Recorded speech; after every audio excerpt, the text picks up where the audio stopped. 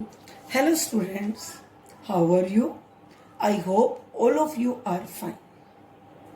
Students, today we are going to discuss our physics chapter, that is electricity.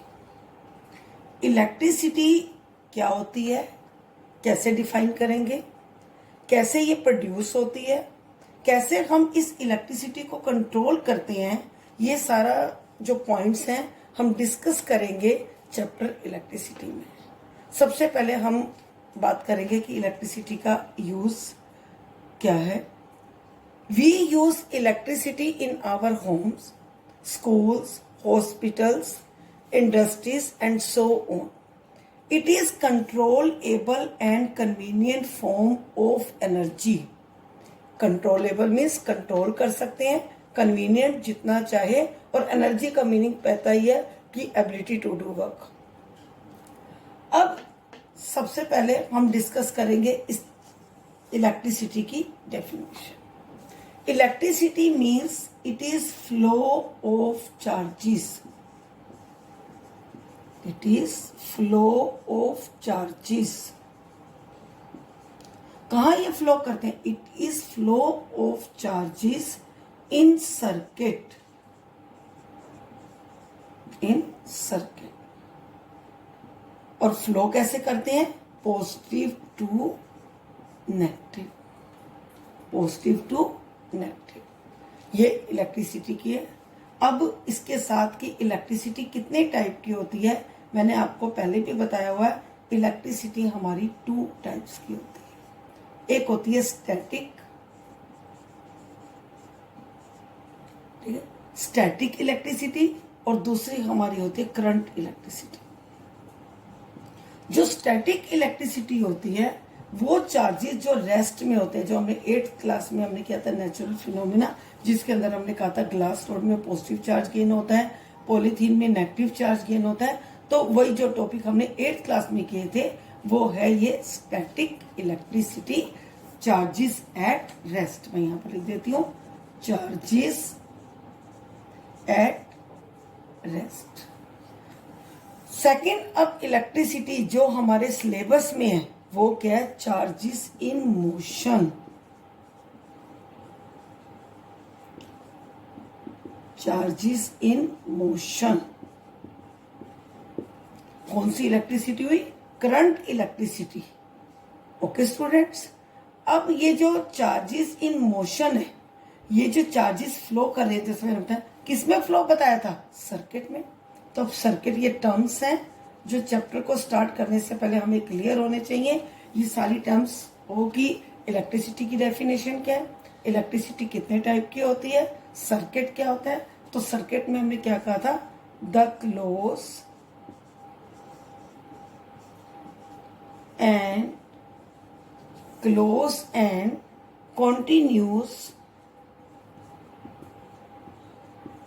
continuous path.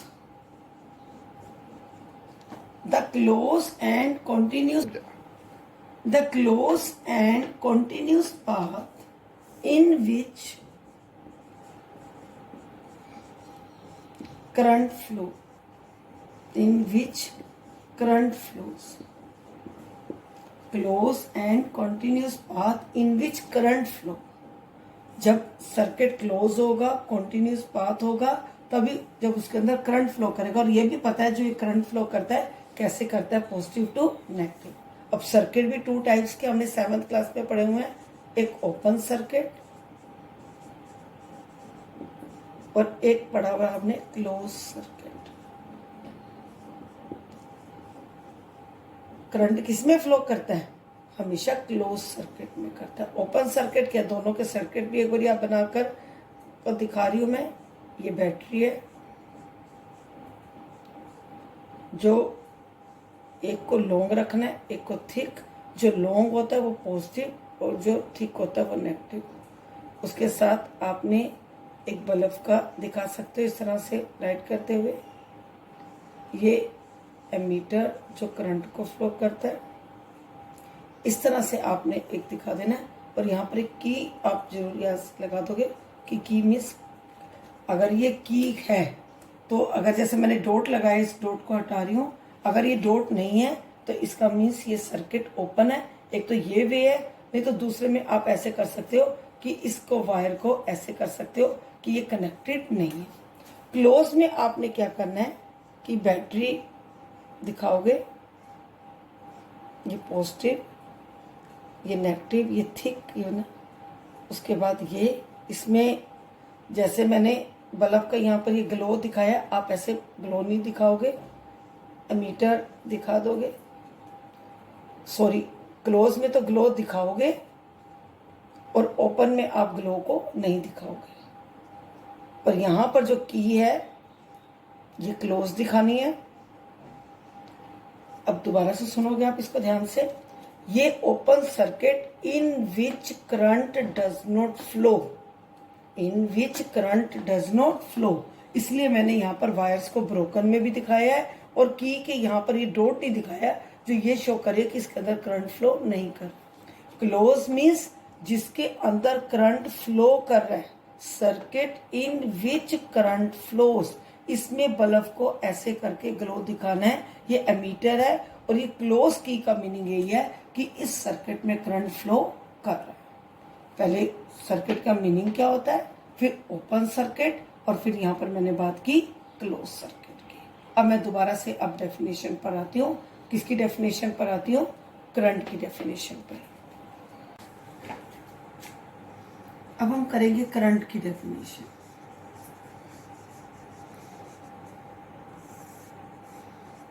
Current की definition क्या है? Amount of charge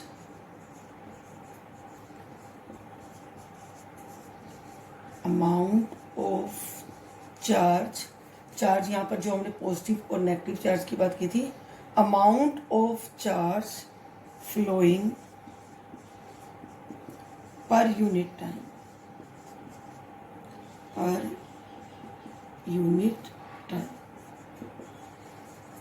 अब इसका formula के current को हम क्या से रिप्रेजेंट करते हैं? आई से करते हैं। चार्ज को किससे करते हैं? क्यू से करते हैं।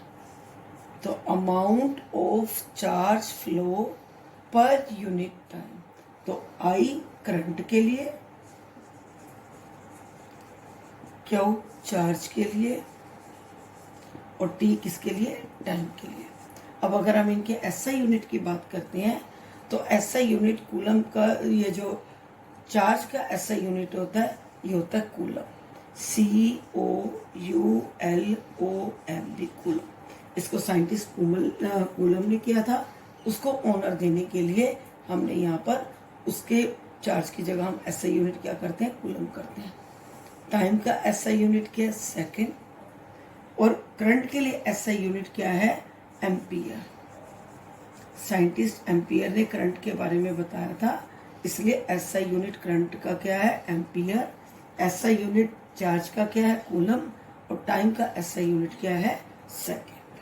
ठीक है, जब हम न्यूमेरिकल करेंगे जहां पर करंट के लिए वैल्यू आएगी वहां पर आएगा जैसे कि करंट जो है वो 5 एम्पियर फ्लो करता है। अगर चार्ज आ जाता है तो 2 कूलम चार्ज फ्लो करता है। कितने टाइम में करता है? 2 सेकेंड में करता है। तो इस तरह से जहां पर न्यूमेरिकल होंगे वहां पर एम्पियर लिखा हुआ होगा।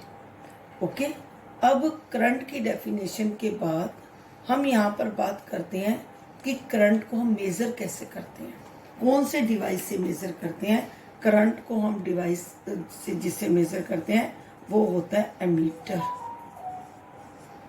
क्या होता है? एमीटर।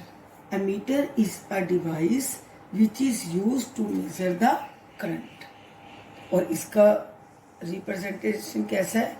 ए डालकर एक साइड पर प्लस का चार्ज और एक साइड पर नेगेटिव चार्ज। ये किसके बारे में है? करंट के बारे में। अब उसके बाद मैं बात में करती हूँ कूलम की। मैंने आपको फार्मूला बताया कि I = Q/T। अब ये जो Q है, ये Q किसके इक्वल होता है? चार्ज बताया ना, ये Q इक्वल होता है NE के। किसके इक्वल होता है? NE के। N यहाँ पर क्या है? N यहाँ पर है number of electrons. Q = NE। N means number of electrons. और ई मीन्स क्या है, charge on electron, charge on electron. अगर हम बात करें क्यों मैंने कूलम बताया आपका, तो 1 कूलम चार्ज के अंदर कितने इलेक्ट्रॉन्स फ्लो करते हैं, 6.25 10⁻18 इलेक्ट्रॉन्स फ्लो करते हैं। और चार्ज एक इलेक्ट्रॉन पर क्या होता है, हमने 9th क्लास में किया था, 1.6 10⁻⁻19। ये किसकी वैल्यू के इक्वल है, 1 कूलम चार्ज के, क्योंकि मैंने क्यों किसके इक्वल बताया, नंबर ऑफ इलेक्ट्रॉन्स के। नंबर ऑफ इलेक्ट्रॉन्स कितने, 6.25 10⁻18 और चार्ज ऑन 1 इलेक्ट्रॉन के 1.6 10⁻⁻19। जब ये न्यूमेरिकल पार्ट होगा तो फिर यहाँ पर 2 मैं आपको न्यूमेरिकल कराऊंगी इस टॉपिक के बाद, तो आपको क्लियर हो जाएगा। हम डिस्कस कर रहे थे कि फार्मूला क्या बन गया, Q equal to N E. मैंने आपको बताया था नंबर ऑफ इलेक्ट्रॉन्स होते हैं, ये क्या होता है, चार्ज ऑन इलेक्ट्रॉन। अब ये इलेक्ट्रॉन्स के, देखो इलेक्ट्रॉन्स क्या होते हैं कि कंडक्टर होते हैं। अब कंडक्टर क्या होता है, गुड पासर ऑफ करंट।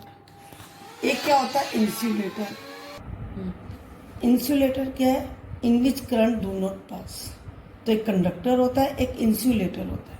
अब जो ये कंडक्टर है, इसमें अगर हम एक कंडक्टर की जब बात करते हैं, हमें पता है कि इसमें एक पॉजिटिव एक नेगेटिव, और करंट हमारा कैसे फ्लो करता है, पॉजिटिव टू नेगेटिव।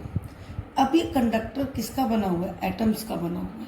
हमने किया था कि जो हर एक पार्टिकल है, जो हर एक सब्सटेंस है, वो एटम का बना हुआ है। और एटम में हमने कहा था 3 पार्ट्स होते हैं, एक इलेक्ट्रॉन, एक प्रोटॉन और एक क्या होता है, न्यूट्रॉन होता है। अब जब ये इलेक्ट्रॉन्स कंडक्टर में मूव करते हैं, ये इस कंडक्टर में जब ये इलेक्ट्रॉन्स होते हैं, ये इलेक्ट्रॉन्स मूव करते हैं negative to positive. Electrons move negative to positive.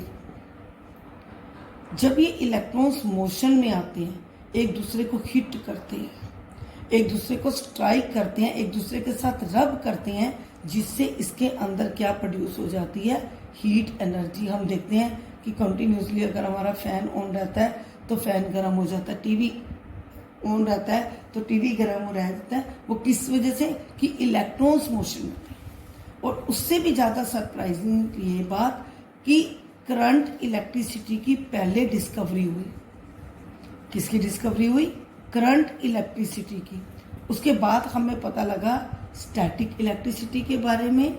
और करंट इलेक्ट्रिसिटी डिस्कवर होने के बाद में पता लगा कि जो इलेक्ट्रॉन्स होते हैं, उनकी जो डायरेक्शन होती है वो नेगेटिव टू पॉजिटिव होती है। अगर आप पेज नंबर 199 पर, अगर पेज नंबर जो इलेक्ट्रिसिटी का फर्स्ट है, उसके लास्ट सेकंड में लाइन नहीं होगा, लिखा हुआ है, in an electric circuit direction of electric current is taken opposite to the direction of flow of current।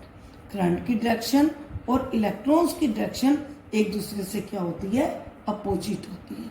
Okay, यहाँ था ये करंट के बारे में। अब मैं वापस आती हूँ अपने करंट के टर्म पर, I equal to Q by T. मैंने यहाँ पर बता दिया कि करंट के लिए एम्पियर है, कूलम किसके चार्ज है, चार्ज का एसआई यूनिट क्या कूलम है, और इसका एसआई यूनिट के सेकेंड। अब ये जो एम्पियर है, ये एम्पियर एक साइंटिस्ट जिसको ऑनर देने के लिए करंट का जो एसआई यूनिट है वो हमने क्या रखा, एम्पियर रखा। अब ये करंट 2 टाइप्स में होता है, एक मिली एम्पियर में, एक मिली में, और एक होता है माइक्रो में। मिली मीन्स क्या हो गया, 10⁻³ एम्पियर, और माइक्रो क्या हो गया, 10⁻⁻6 एम्पियर। ये आपके न्यूमेरिकल पार्ट में जब आएगा तो सबसे पहले हमें इसको एम्पियर में कन्वर्ट करना है। अगर किसी में लिखा होगा कि इतना करंट फ्लो करता है, इतना मिली एम्पियर, तो उसमें सबसे पहले उसको एम्पियर में कन्वर्ट करना होगा। तो मैं 2 न्यूमेरिकल बता देती हूँ, एक I equal to Q by T के ऊपर, एक Q equal to N E के ऊपर। अब जैसे मैंने एक न्यूमेरिकल ले लिया, calculate the amount of charge, calculate the amount of charge, calculate the amount of charge if in an bulb 0.5 milliampere current flows in 20 minutes. सारा कवर कर लिया इसमें मैंने. Calculate the amount of charge if and bulb having current 0.5 milli ampere in 20 minutes. अब हमारा formula क्या है? I equal to Q by T. हमें निकालना क्या? चार्ज निकालना है. हमें चार्ज निकालना है तो क्यू इक्वल टू क्या हो जाएगा? I T. अब आई यहाँ पर हमारा कितना है? 0.5 मिली एम्पियर. मैंने आपको बताया था कि इसके अंदर ampere equal to 1 coulomb over 1 second. अब इसके अकॉर्डिंग पहले इसको किस में कन्वर्ट करोगे? एम्पियर में. कैसे करोगे? क्योंकि मोस्टली एक्सरसाइज के न्यूमेरिकल में ये है, इसलिए ध्यान रखोगे. मिली एम्पियर मीन्स 0.5 10⁻³ एम्पियर, या यहाँ पर 5/10⁻³ एम्पियर. 5 इंटू मोस्टली न्यूमेरिकल्स में ऐसा आएगा -4 एम्पियर. पहले उसको एम्पियर में कन्वर्ट करना है. तो 5 इंटू 10⁻⁻4 एम्पियर. टाइम कितना है? सेकंड में लेना है. 20 मिनट में है. 1 मिनट में कितने सेकंड होते हैं? 60 सेकंड होते हैं. तो कितने हो जाएंगे? 1200 सेकंड. तो 5 इंटू 10⁻⁻4 और साथ में क्या आ जाएगा? 1200. 1200 मीन्स 12 इंटू 10⁻4. साइंटिफिक नोटेशन में लेना है. ये 60 आ गया और यहाँ पर ये कितना आ गया? 10⁻². और इसको करना है तो इसकी भी एक जीरो होती है. तो 6 इंटू 10⁻⁻1 और यहाँ पर क्या लिखना है? कूलम. इसी तरह से आपकी बुक में भी एक क्वेश्चन दिया हुआ है जिसके अंदर आपको चार्जेस निकालने हैं. मैंने इसलिए ये वाले न्यूमेरिकल को एक्स्ट्रा वाले में लिया कि आपको मिली एम्पियर का पता लग जाए कि उसको एम्पियर में कैसे कन्वर्ट करना है. सेकंड एक formula Q equal to NE number of electron. Blue box exercise का थर्ड क्वेश्चन है. Calculate the number of electron constituting 1 coulomb of charge. अब चार्ज कितना दे रखा है? 1 दे रखा है. हमें क्या निकालने हैं? N number of electrons. और E means charge on 1 electron कितना है? 1.6 10⁻⁻19. तो N कितना हो जाएगा? 1/1.6 10⁻⁻19. इसको भी सोल्व करने का देख लो. 10/16 10⁻⁻19. अब हमें पता है कि हमें डिवाइड करने के लिए यहाँ पर एक जीरो कम है. पॉइंट से बचने के लिए मैं एक 10 यहाँ से ले लेती हूँ और यहाँ पर क्या हो जाएगा? 18 हो जाएगा.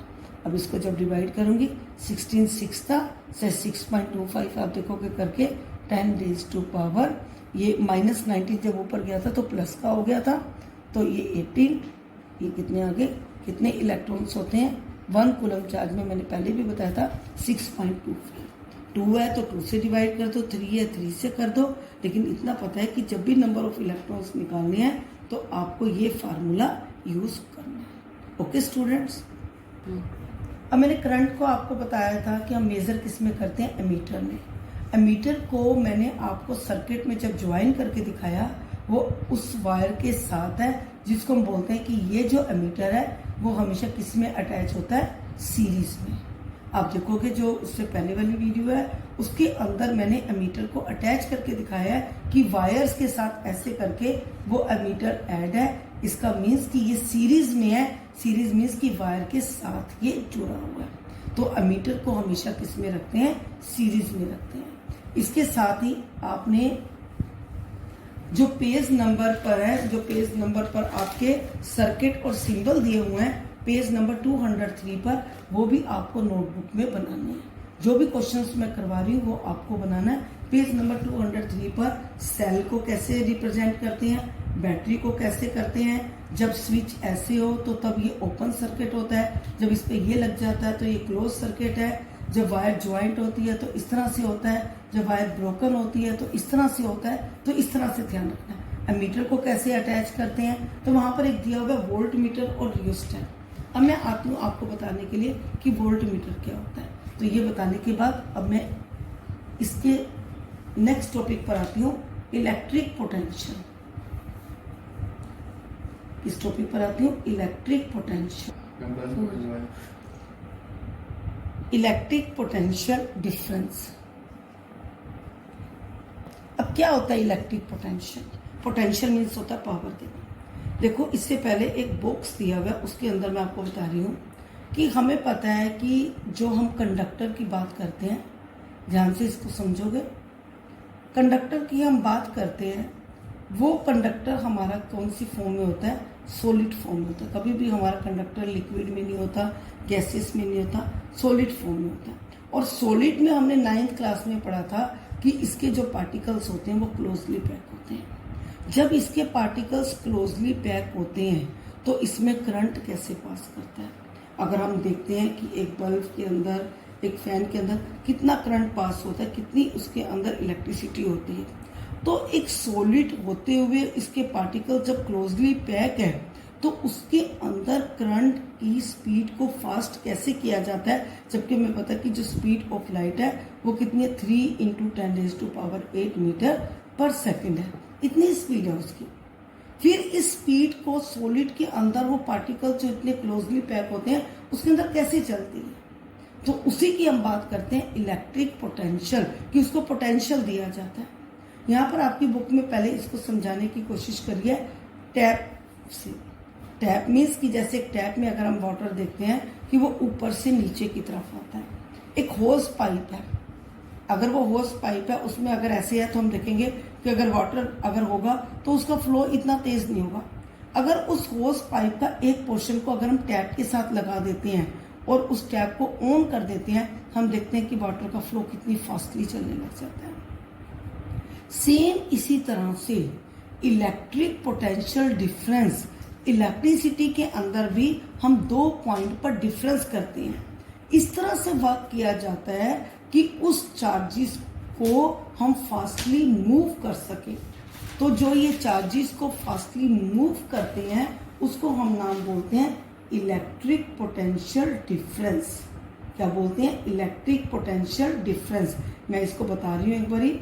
Electric potential difference, electric potential difference between 2 points.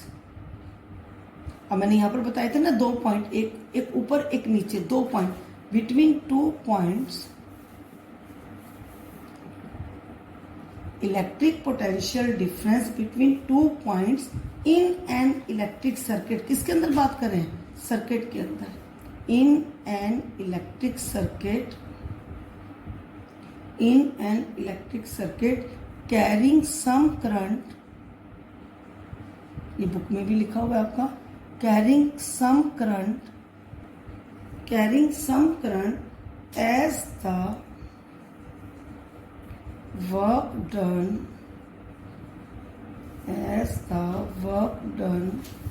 to move a unit charge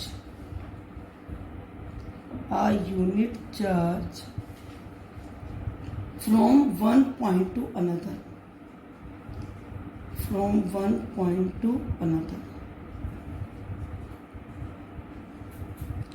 ये किसके बारे में बता रही हूँ? इलेक्ट्रिक पोटेंशियल डिफरेंस के बारे में। कि जब वर्क डन होता है, वर्क डन किसको मूव करने के लिए? चार्जेस को फास्टली मूव करने के लिए। किस पर? एक पॉइंट टू दूसरे पॉइंट तक, 1 पॉइंट टू सेकेंड पॉइंट। एक इसकी और डेफिनेशन बोल रही हूं, वो भी ध्यान से सुनोगे। The work done on the electric charge in the process of charging an object gets deposited in the form of potential energy. Potential means छुपी हुई एनर्जी को वर्क करने के लिए वर्क डन किया जाता है। अब जो वर्क डन चार्जेस को मूव करने के लिए किया जाता है उसको हम बोलते हैं पोटेंशियल डिफरेंस। ये होता है हमारा potential difference, work done to move a charge. अब इसको साइंटिस्ट किसने किया था? वोल्टा ने किया था। उसी को ऑनर देने के लिए हमने यहाँ पर उसका ऐसा यूनिट क्या लगाया? वोल्ट। वर्क डन, वर्क को किससे किया जाता है ऐसा यूनिट? जूल से। क्यू को किससे किया जाता है? कूलम से। तो यहां पर क्या हो गया? 1 volt means 1 joule work is done to move 1 coulomb charge. ऐसे मैंने करंट के लिए आपको बताया था 1 ampere equal to 1 coulomb 1 second, कि 1 coulomb charge flows in 1 second then 1 ampere current flow.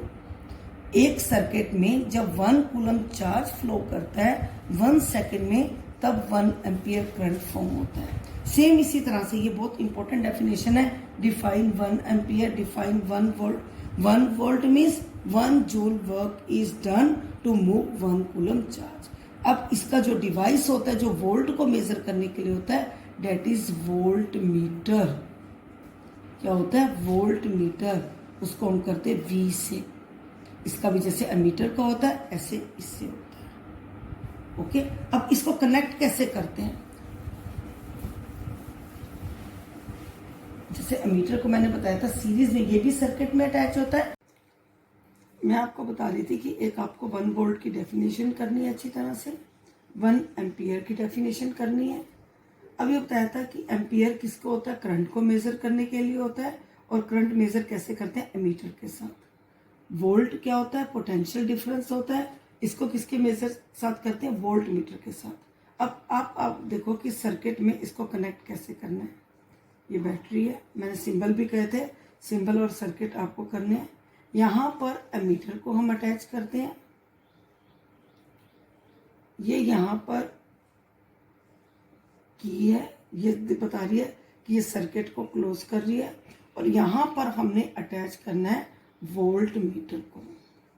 यहाँ पर चाहे आप ज्वाइंट का भी दिखा सकते हो, ये ज्वाइंट का जैसे मैं सिंबल में दिया हुआ है, ये है वोल्ट मीटर। जैसे इसमें प्लस, ये माइनस, ये प्लस, ये minus.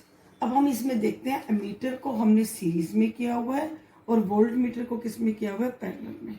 Volt meter is always connected in parallel. क्यों करते हैं? क्योंकि हमें 2 पॉइंट पर डिफरेंस देना है।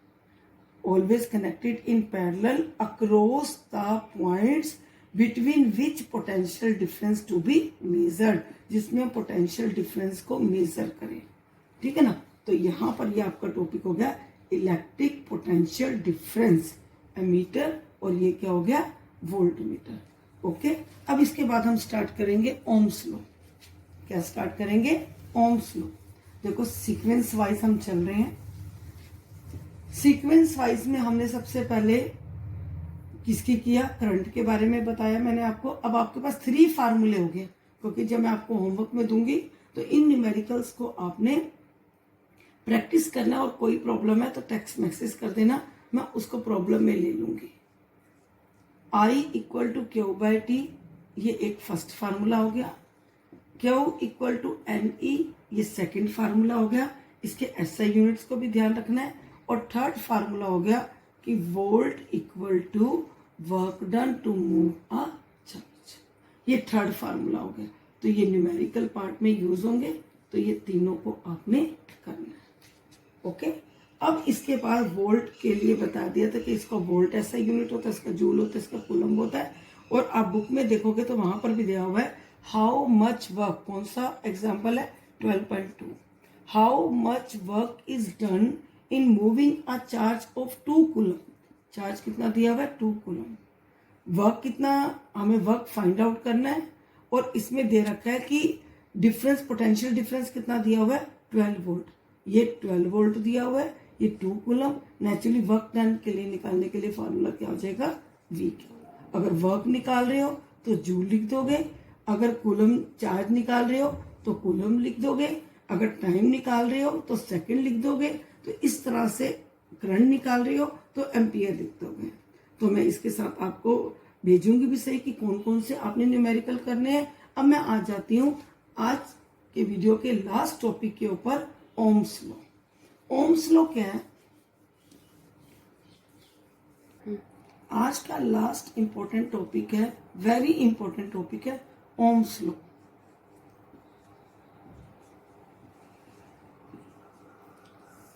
ओम्स लॉ क्या है? इसको 1827 में जर्मन फिजिक्स ओम्स ने जो है वो एक रिलेशन बताया था। किसके बीच में रिलेशन बताया था? V मीन्स क्या होता है? Potential difference. I मीन्स क्या होता है? करंट होता है। उसने क्या कहा था कि इन दोनों के बीच में कि जो V है वो डायरेक्टली प्रोपोर्शनल किसके होता है? I के। एक स्टेटमेंट दी थी, उस स्टेटमेंट को मैं बोल रही हूँ, क्या स्टेटमेंट दी थी? उसने कहा था कि current flowing in a metallic wire and potential difference is both are directly proportional to each other at a fix temperature. एक फिक्स टेम्परेचर पर, एक टेम्परेचर सेम रहना चाहिए, तो दोनों एक दूसरे के डायरेक्टली प्रोपोर्शनल होते हैं। और V मीन्स क्या बताया मैंने आपको? Potential difference. और I क्या बताया? इसका करंट। जब इस हमने पहले भी साइंस में जब डेरिवेशंस की हैं, उसमें भी जब हमने डायरेक्टली प्रोपोर्शनल को किया तो एक कांस्टेंट लगाया, तो V equal to R I. ये R क्या है? एक कांस्टेंट है। इस कांस्टेंट का नाम क्या है? रेजिस्टेंस। अब रेजिस्टेंस क्या है? इसकी भी डेफिनेशन बता रही हूं। Resistance is the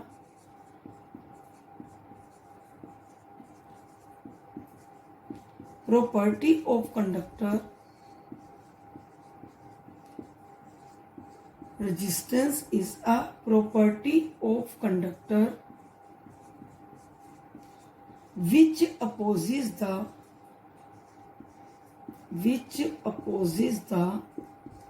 flow of current.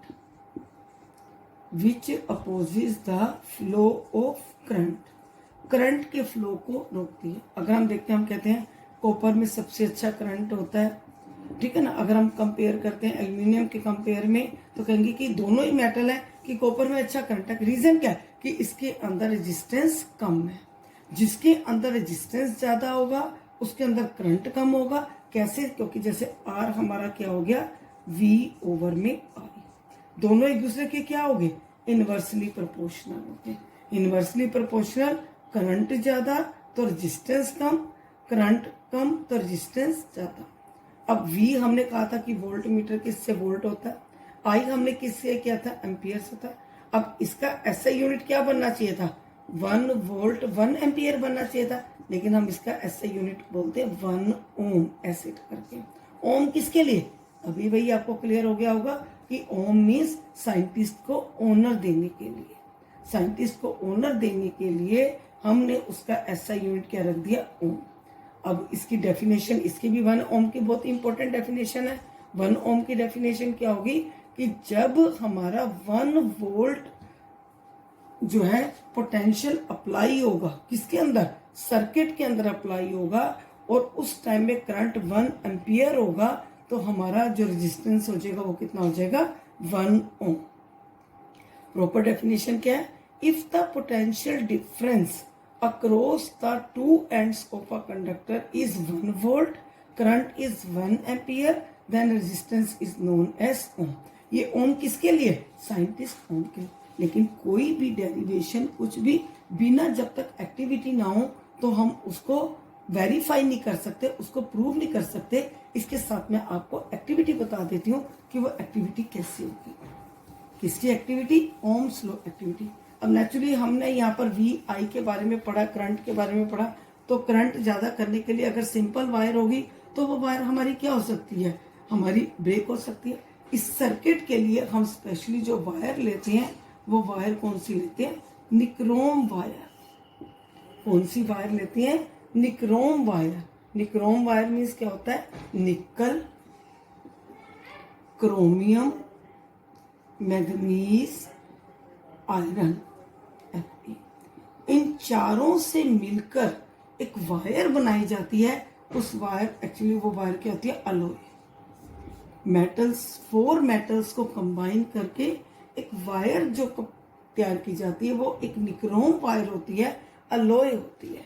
क्योंकि इस सर्किट में हमें ज्यादा से करंट को इंक्रीज करना है और उस टाइम में करंट अगर एक्सीड हो गया तो सर्किट ब्रोकन हो सकता है, इसलिए हम स्पेशली लेते हैं इसके अंदर निक्रोम वायर।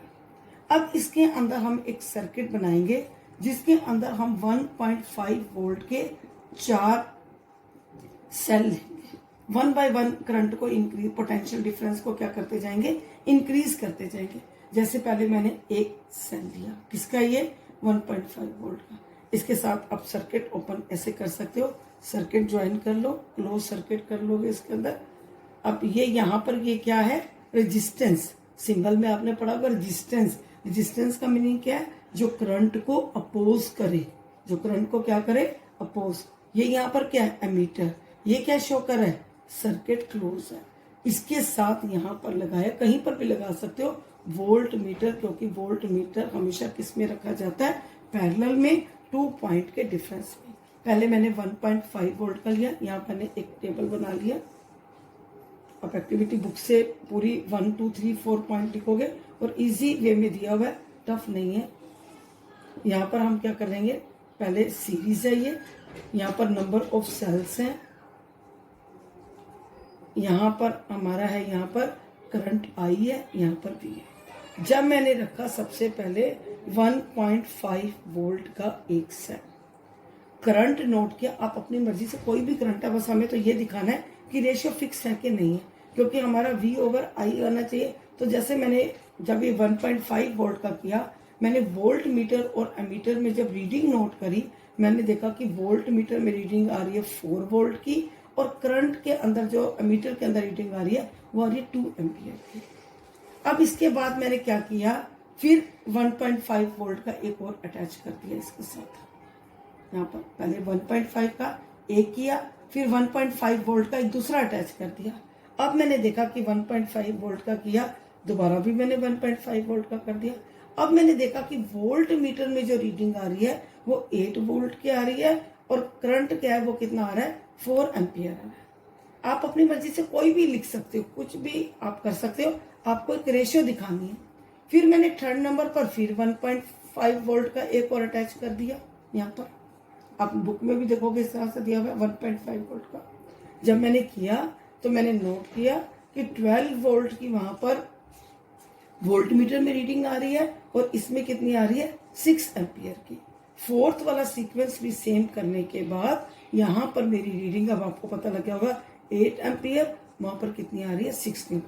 अब मैंने इसको रेशियो में करके देखा, तो जब 4/2 किया 2 आ गया, 8/4 किया 2 आ गया, 12/6 किया 2 आ गया, 16/8 किया 2 आ गया। सारों की जो रेशियो आ रही है वो क्या आ रही है, एक जैसी रेशियो आ रही है, 2/1। आपकी 1/3 भी आ सकती है, 3/1 भी आ सकती है, 4/1 भी आ सकती है, कैसे भी। मेन पर्पस है कि V और I की जो रेशियो है वो फिक्स आ रही है। जब हम इसको ग्राफिकली V और I का जब शो करते हैं, ग्राफिकली हम वैल्यू को इसके अंदर यहाँ पर नोट करते हैं, तो हम देखते हैं इसका जो ग्राफ है वो कॉन्स्टेंट है। लेकिन स्पेशली इस चीज का मेंशन करना है कि इसके अंदर जो टेम्परेचर है वो क्या रहना चाहिए, सेम रहना चाहिए वो टेम्परेचर। ये तो था हमारा ओम्स लॉ। पहले आपने क्या करनी है, ओम्स लॉ की स्टेटमेंट, फिर उसकी मैथमेटिकल डेरिवेशन, फिर इसको मैंने जैसे एक्टिविटी बताई है, और आपने ये एक्टिविटी ऐसे लिखनी भी है, point 1 connect 1 cell, connect second cell, connect third cell, connect 4 cell, जैसे बुक में लिखा हुआ है, और फिर ग्राफ का। अब इसकी लिमिटेशन बुक में तो है नहीं, लेकिन फिर भी आपको इसकी लिमिटेशंस भी करनी है कि इसकी लिमिटेशंस क्या है। इसकी हमने एडवांटेज क्या की, V directly proportional to I है। हमें एक यहाँ पर एक नई टर्म मिली है, वो टर्म क्या मिली है, रेजिस्टेंस, जो करंट को अपोज कर रही है। अब यहाँ पर लिमिटेशन क्या है कि ऑल कंडक्टर डू नॉट ओबे। ये मैं इसलिए लिख रही हूँ कि आपकी बुक में नहीं है, आप साथ साथ नोट कर लोगे। ऑल कंडक्टर्स डू नॉट ओबे Ohm's law.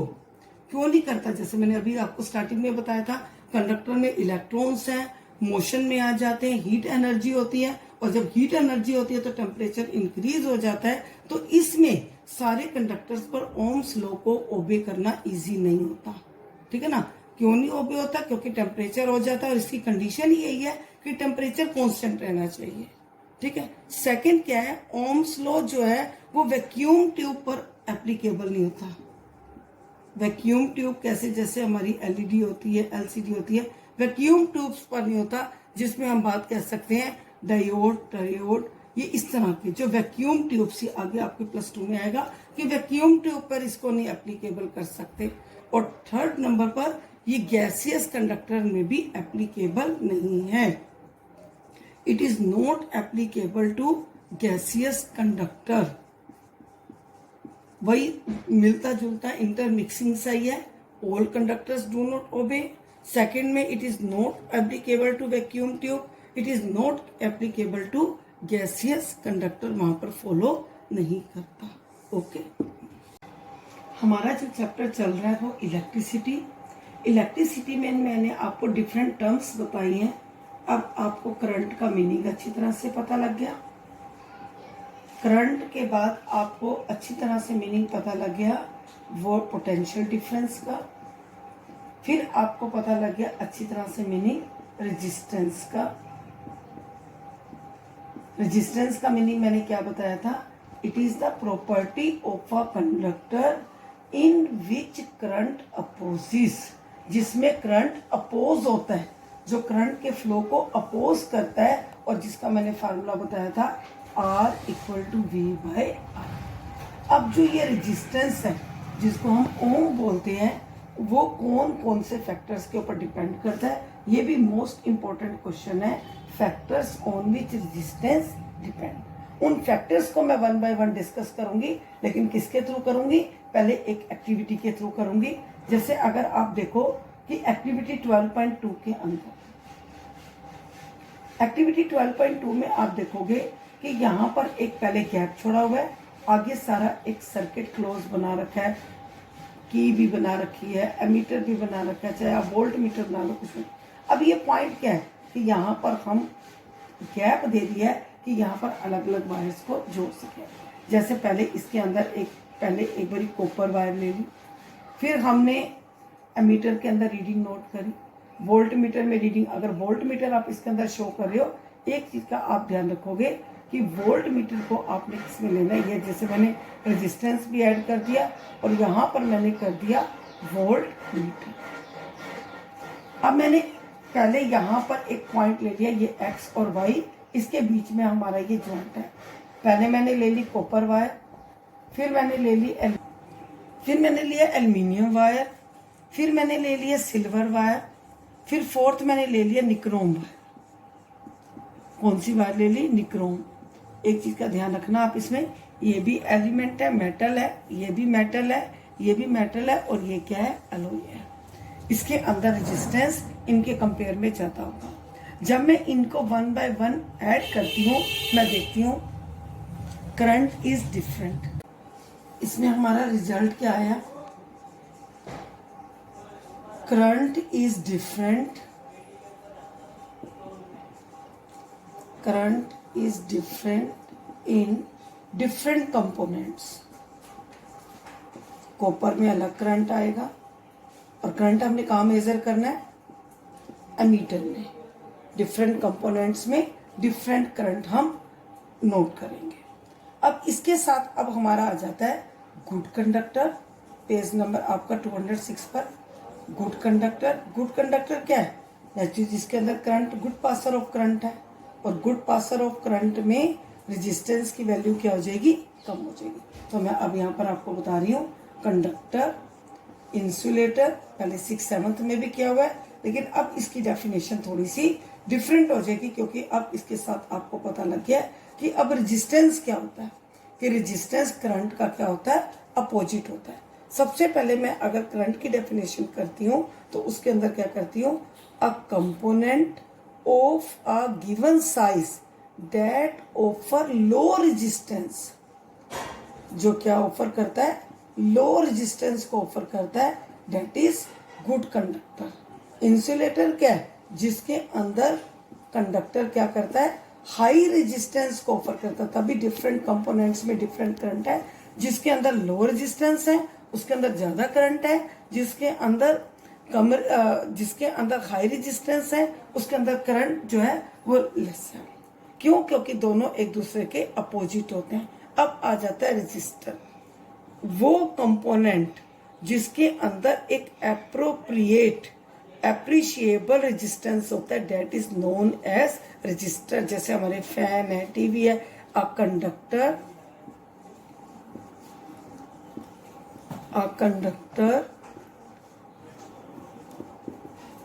having appropriate resistance, उसको हम क्या बोलते हैं, रजिस्टर। क्योंकि आगे इसकी फिर डेरिवेशंस आएंगे तो आपको पता होना चाहिए। Resistors means a conductor having appreciable resistance, that is known as resistor. अब मैं आपको डिस्कस क्या कर रही हूँ, टॉपिक क्या चल रहा है हमारा, फैक्टर्स चल रहे हैं। कौन कौन से फैक्टर्स के ऊपर किसमें रेजिस्टेंस लेस हो जाए, आपको डिस्कस कर रही हूँ कि फैक्टर्स किसके ऊपर जो है वो रेजिस्टेंस डिपेंड करता है। पहले मैंने आपको बताया कि different component have different amount of current, ये डिफरेंट एम्पियर ऑफ करंट। अब एक्टिविटी 12.3 में देखो, ये भी इंपॉर्टेंट एक्टिविटी में कंसीडर होती है। इसके अंदर आप देखोगे कि 4 टाइप्स की वायर बनाई हुई है। एक पहले सिंगल, फिर इसके अंदर इसको वायर को ऐसे किया हुआ है, इसको क्लोज सर्किट साथ में अटैच किया हुआ है, फिर एक थिक वायर ली हुई है, और 4th वाले में भी फिर एक वायर इस तरह की ली है जिसको हम लिख रहे हैं। पहले इसमें ले लिया कॉपर वायर, ले लिया सिंपल। हम करंट को कंसीडर करते हैं इसके अंदर, ठीक है। अब इसके अंदर हमने जैसे नोट किया कि करंट जो है वो 4 एम्पियर है। इसी वायर को जब मैंने इस तरह से फोल्ड किया, अब नोट किया करंट की रीडिंग क्या होगी, 2 एम्पियर हो गई। उसी की मैंने जब थिक वायर ली, एरिया को इंक्रीज कर दिया, तो यहाँ पर जो करंट हो गया वो 8 एम्पियर हो गया। और इसमें जब मैंने निक्रोम वायर लिया तो इसमें जब हमने निक्रोम वायर लिया, इस निक्रोम वायर के अंदर निक्रोम वायर जो अलॉय है, हमने देखा जो करंट की रीडिंग है वो अलग आई, हो सकता है 6। ये मैं एग्जांपल्स के थ्रू आपको समझा रही हूँ कि किस तरह से ऐसी पॉसिबिलिटीज है। अब हमने देखा कि 4 कंडीशंस देखी हमने, ये 1 पे, ये 2nd पर, ये 3rd पर, ये 4th पर। इन सबके अंदर करंट की रीडिंग है। अगर पेज 206 पर देखोगे, वहां लास्ट पैराग्राफ में यही लिखा हुआ है कि करंट की रीडिंग डिक्रीज होती है 1/2 when length of wire is double. जब हमने वायर की लेंथ को इस तरह से डबल कर दिया, जब इस तरह से हमने उसका एरिया चेंज कर दिया, तो करंट की वैल्यू क्या होगी, इंक्रीज। अब इसका मैं एक टेबल के थ्रू आपको बता रही हूँ, और आप इस टेबल को अच्छी तरह से समझोगे कि अगर हमने निक्रोम की एक वायर ली, हमने सब में अलग अलग रिजल्ट देखा। अब इसमें हम पॉइंट हमारा क्या चल रहा है, हमारा पॉइंट ये चल रहा है कि factor on which resistance depend. अगर मैं निक्रोम वायर की देती हूँ कि अगर लेंथ L है, area of cross section, area means कि जैसे एरिया को ऐसे इंक्रीज करते हैं ना, तो हम अगर देखते हैं तो उसके अंदर एक करंट नोट करता है, वो क्या है, X एम्पियर। फिर अगर मैं उसकी लेंथ को डबल कर देती हूँ, 2L कर देती हूँ, और एरिया एज इट एज रहता है, तो करंट वो क्या हो जाएगा, हाफ हो जाएगा। ये इसी को मैं इसी तरह से समझा रही हूँ। किसमें समझा रही हूँ, निक्रोम वायर पर। फिर 3rd नंबर पर अगर लेंथ L ही है और एरिया अगर डबल कर दिया, एरिया को थिक वायर कर दी, तो मैंने देखा जो करंट है वो कितना हो गया, 2x हो गया। और 4th नंबर पर अगर L है, ये एरिया A है, तो करंट का जो फ्लो है वो क्या रहेगा, जैसे पहले था वैसे का वैसे, जो करंट है वो x का x रहेगा। अब इन सारे फैक्टर से, इन सारे रिजल्ट से हम किस कंक्लूजन पर पहुंचते हैं कि रेजिस्टेंस किस किस के ऊपर डिपेंड करता है। रेजिस्टेंस सबसे ऊपर डिपेंड करता है length of wire. Length of wire means are directly proportional to L. Second, area of cross section. Area of cross section, ठीक है, are inversely proportional to 1/A. 3rd number पर material of wire कि उसका nature कैसा है, जैसे अभी मैंने बताया था copper wire, aluminium wire, material of wire. Material of a wire. Fourth किसके ऊपर डिपेंड करता है? टेम्परेचर पर। अब आप देखो इसका फार्मूला क्या बन जाएगा, फिर derivation, R directly proportional to L by A. अब यहां पर आर किसके लिए? रेजिस्टेंस के लिए। एल किसके लिए? लेंथ ऑफ मटेरियल के लिए। ए किसके लिए? एरिया ऑफ क्रॉस सेक्शन के लिए। जितना ज्यादा थिकर वायर होगी उतना रेजिस्टेंस क्या होगा? लेस होगा। और जितना रेजिस्टेंस लेस होगा उतनी करंट की अमाउंट क्या हो जाएगी? आई क्या हो जाएगा? ज्यादा हो जाएगा। लेंथ कैसी है उसकी? लेंथ ऑफ मटेरियल जैसे मैंने बताया था कि एक बारी सिंपल वायर ली, फिर इस तरह से ली, फिर इसमें क्या हो गया, हमने देखा था इसके अंदर अगर 4 एम्पियर करंट आ रहा है तो इसके अंदर कितना आ गया था? 2 एम्पियर आ गया था।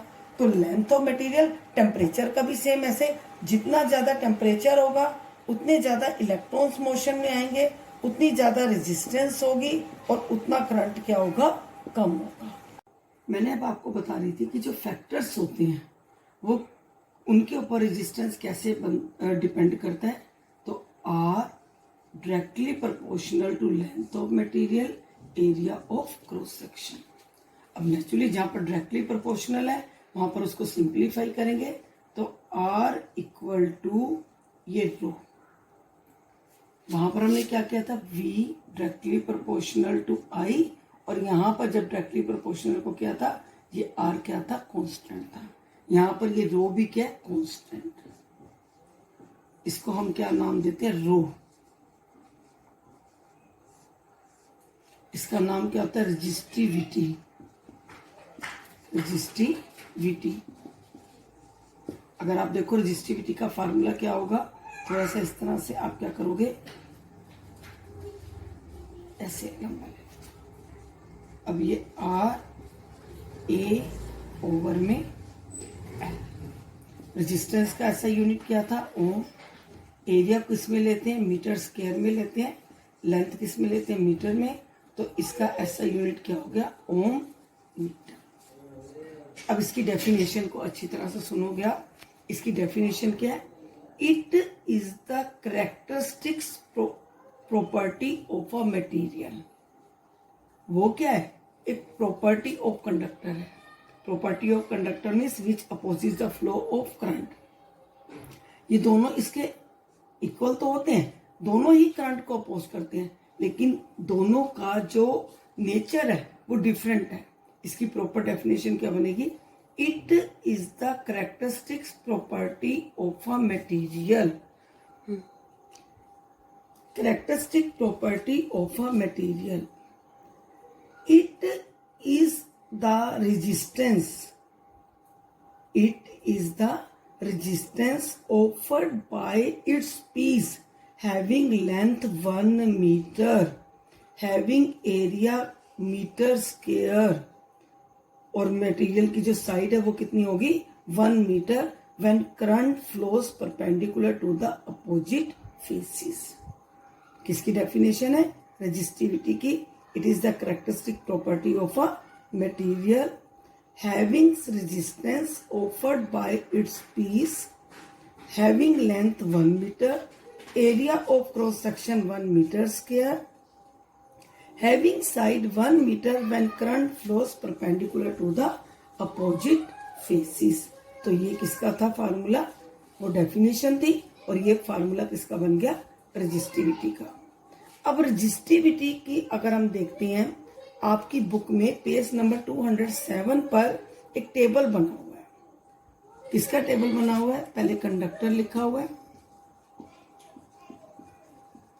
फिर उसमें अलॉय लिखा हुआ है,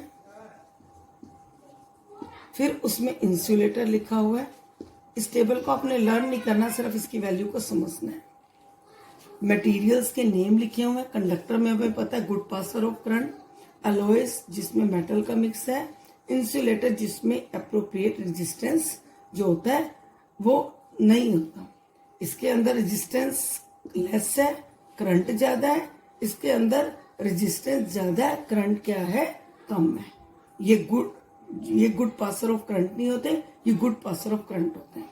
अब इसके अंदर हम देखते हैं जो रजिस्टिविटी है उसकी जो वैल्यू है वो चेंज होती जा रही है। उसकी जो रजिस्टिविटी है वो क्या होती जाती है, इंक्रीज होती जाती है। जितनी रजिस्टिविटी इंक्रीज होती जाती है उसका करंट क्या होता जाता है, डिक्रीज होता जाता है। अगर हम इन वैल्यूज को देखते हैं टेबल के अंदर, जो टेबल 12.2 है, रजिस्टिविटी इंक्रीज होती जा रही है और करंट जो है वो क्या होता जा रहा है, डिक्रीज होता जा रहा है। अगर हम इन दोनों में कंपेयर करें, हमें पता है कि इसमें करंट पास करता है और इसमें ये गुड पासर ऑफ करंट नहीं है। अगर इसके अंदर करंट नहीं है तो रेजिस्टेंस क्या है, ज्यादा है, इसके अंदर रेजिस्टेंस क्या है, कम है। तो इस तरह से अगर हम एक चीज और इसके अंदर ध्यान रखें, जो रजिस्टिविटी है वो किसके ऊपर डिपेंड करती है। हमने रेजिस्टेंस का तो कर लिया कि लेंथ ऑफ मटेरियल पर डिपेंड करता है, टेम्परेचर पर डिपेंड करता है। इसी तरह से रजिस्टिविटी किस किस के ऊपर डिपेंड करती है, रजिस्टिविटी डिपेंड करती है नेचर ऑफ मटेरियल पर, नेचर ऑफ मटेरियल पर डिपेंड करती है, टेम्परेचर पर डिपेंड करती है, और अब किसके ऊपर नहीं करती है, ये जिसके ऊपर डिपेंड करती है, और जिसके ऊपर डिपेंड नहीं करती वो डिपेंड नहीं करती, length and area of conductor, length and area of conductor. ठीक है। अब इसके बाद अगर हम बात करते हैं अलॉय की बात करते हैं, हम देखते हैं कि प्रेस वगैरह जो होते हैं उसके अंदर क्या होती है, अलॉय होता है, और वो जल्दी ऑक्सीडाइज नहीं होता। वो ऑक्सीडाइज क्यों नहीं होता, क्योंकि उसके अंदर रेजिस्टेंस जो है वो ज्यादा है और करंट क्या रहता है, कम रहता है। तो इसका एक क्वेश्चन भी अगर आप देखोगे पेज नंबर 207 पर सेकंड पैराग्राफ में, alloy do not oxidize at high temperature because they are made up of alloys. जितने भी आयरन है, टोस्टर है, ये सब किसके बने हुए हैं, अलॉय के बने हुए हैं, जिसके अंदर मिक्सिंग ऑफ मेटल है, रेजिस्टेंस ज्यादा है और करंट कम रहता है। इसी तरह से टंगस्टन, टंगस्टन को किसके लिए यूज किया जाता है, फिलामेंट ऑफ इलेक्ट्रिक बल्ब के लिए। और अगर हम टंगस्टन का मेल्टिंग पॉइंट देखें कितना होता है, 3380 डिग्री सेल्सियस। और उसमें अगर हम जो बात कर रहे थे अलॉय की, उसके अंदर रजिस्टिविटी जो अलॉय की होती है वो उसके कंस्टिट्यूएंट और मेटल से क्या होती है, ज्यादा होती है। एक क्वेश्चन भी है कि why heating device like iron geyser made up of alloy. तो इसका प्रॉपर आंसर क्या है, because resistivity of an alloy is higher than its constituent metal. Alloy do not oxidize easily at high temperature, therefore it is made up of a high resistance. अब हम page 208 पर आते हैं, numericals हैं। एक बारी फार्मूला बता दूं, फार्मूले हमने सारे डिस्कस कर लिए कि I equal to Q by T का, V वाला कर लिया हमने, पोटेंशियल डिफरेंस का, ओम्स लॉ में कर लिया, रेजिस्टेंस का कर लिया, रेजिस्टिविटी का। और ये सारे फार्मूले को आपने अच्छी तरह से लर्न करना है, इनके SI यूनिट्स को करना है। अब इन क्वेश्चंस में जो मेरे को पेज 208 पर जो डिफरेंट से लग रहे हैं वो मैं आपको बता देती हूँ एक बारी। जैसे 12.5, resistance of a metal wire of length 1 meter, length कितनी दी है, 1 मीटर, रेजिस्टेंस कितना दिया हुआ है, 26 ओम, टेम्परेचर कितना दिया हुआ है, 20 डिग्री सेल्सियस। डायमीटर वायर का क्या दिया हुआ है, आपको बता दूंगी कि जो वायर है वो हमेशा किस में होती है, सर्कल की फॉर्म में होती है। डायमीटर कितना दिया हुआ है वायर का, जिसपे सर्कल कनेक्ट है, 0.3 मिलीमीटर का। आपको क्या निकालनी है, रेजिस्टिविटी। फार्मूला हमने किया था रेजिस्टिविटी के लिए, मैंने आपको क्या फार्मूला बताया था, यहाँ पर रेजिस्टिविटी के लिए फार्मूला बताया था मैंने आपको। यहाँ से आप ऐसे करके देख सकते हो कि R equal to rho L by A, अगर याद नहीं आता तो ऐसे आ जाएगा, R A ओवर में L। अब रेजिस्टेंस कितना है यहाँ पर, 26 ओम है। एरिया का फार्मूला क्या होता है सर्कल का, पाई आर स्क्वायर। ये इंपॉर्टेंट है, इसके लिए मैंने लिया आपका कि पाई की वैल्यू यहाँ पर आप 3.14 ले लेना, क्योंकि 22/7 कट करने में प्रॉब्लम हो जाएगी। अब रेडियस, लेकिन यहाँ तो हमें डायामीटर दिया हुआ है, हमें पता है कि जो रेडियस है वो किसका है? डायामीटर का हाफ है। अब डायामीटर यहाँ पर कितना है? 0.3। और मैंने बताया था एरिया जो ये रखते हैं वो किस में रखते हैं? मीटर में रखते हैं। ये किस में है? मिलीमीटर में। पहले इसको किस में कन्वर्ट करेंगे? मीटर में कन्वर्ट करेंगे। अब ये 2 से इसको क्या करेंगे? डिवाइड। तो 3/10, ये 2 10⁻⁻3। अब ये 10 को इधर ऊपर ले जाओगे आप तो क्या रह जाएगा? 3/2 10⁻⁻3 मीटर। ये 3/2 क्या हो जाएगा? 1.5 हो जाएगा। तो एक बार मैं इसकी वैल्यू को यहाँ पर क्लियरली लिख रही हूँ, आप ध्यान से देखोगे। 26 एरिया मैंने क्या बताया था आपको? 3.14 आर स्क्वायर। अब ये क्या है? 1.5 10⁻⁻3, फिर यहाँ पर 2 टाइम्स आर स्क्वायर है ना, 1.5 10⁻⁻3। और लेंथ कितनी दी हुई है? 1 मीटर दी हुई है। ठीक है ना, मीटर लिखोगे नहीं, 1 ये तो हो गया। अब आपको सेम उसी तरह से बताया था कि पहले आप 10 वाले सोल्व कर लो। ठीक है ना, इसका 10 यहाँ पर क्या आ जाएगा? ओवर में आ जाएगा 10⁻²। इसका भी 10 ले आओ, इसका 10 करके ये क्या आ जाएगा? नीचे 10 आ जाएगा। तो इस तरह से आपने इसको सोल्व करना है, और सोल्व करके जो आपका आंसर आ जाएगा वो कितना आ जाएगा? 1.84 10⁻⁻6 ओम मीटर। अगर आपको नहीं सोल्व करना है तो मुझे बता देना, क्योंकि मैंने 9th क्लास में भी आपको बता रखा था कि पहले आप क्या करोगे?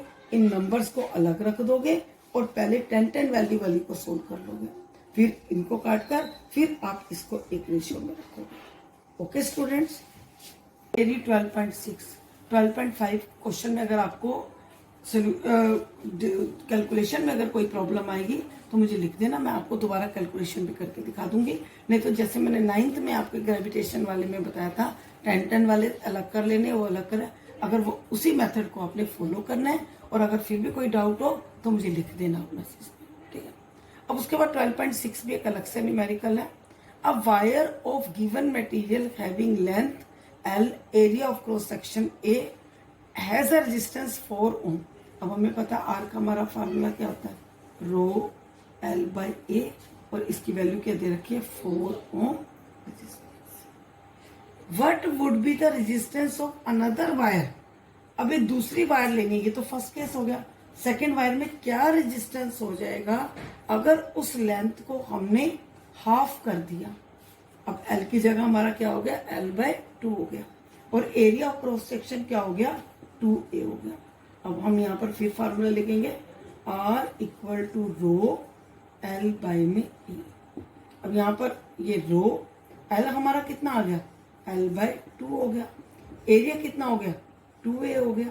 अब मैं इस 4 को अगर एक तरफ इधर कर दूं और ये इसको यहाँ पर रो L/E, ये R = 1/4 रो L/E। हमारी इसकी अगर वैल्यू देखो, हमें पहले यहाँ पर क्या दे रखी है? 4 ओम दे रखी है। तो इसको, ये नया रेजिस्टेंस है, इसको R' कर दो, 1/4, और इसकी वैल्यू क्या है? 4, इससे कट जाएगी तो R' क्या आ जाएगा? 1 ओम। अगर इसकी रेशियो पूछते हैं, ये R, ये R'। R कितना है? 4 ओम है, R' कितना है? तो इसकी रेशियो क्या हो जाएगी? 4:1। न्यू रेजिस्टेंस 1 हो जाएगा, पहले वाला रेजिस्टेंस कितना है? 4। ठीक है, तो अब ये नेक्स्ट वीडियो तक आपने इन सारे फार्मूले को अच्छी तरह से नोटबुक में लिखना भी है, उनके एसआई यूनिट भी करने हैं, और अब आपको क्वेश्चन कौन कौन से करने हैं वो मैं एक बार आपको बता देती हूँ। एक्सरसाइज के क्वेश्चंस में एक तो आपको करना है क्वेश्चन नंबर, यहाँ पर लिख रही हूँ, question number 5 blue box exercise के तो करना ही है। अब तक जितने न्यूमेरिकल हो गए, क्वेश्चन नंबर 6 को करके देखोगे, क्वेश्चन नंबर 7 को करके देखोगे, 5, 6, 7 इन न्यूमेरिकल्स को भी ब्लू बॉक्स एक्सरसाइज तक के करके साथ में इसको भी आप कर लोगे। नहीं, इसमें आपका 8th क्वेश्चन भी आप कर सकते हो। 5, 6, 7, 8 ये 4 क्वेश्चंस को जब इलेक्ट्रिसिटी का चैप्टर करोगे उसमें फार्मूले भी, ये भी, इन 4 क्वेश्चंस को with blue box exercise. Okay student, have a nice day.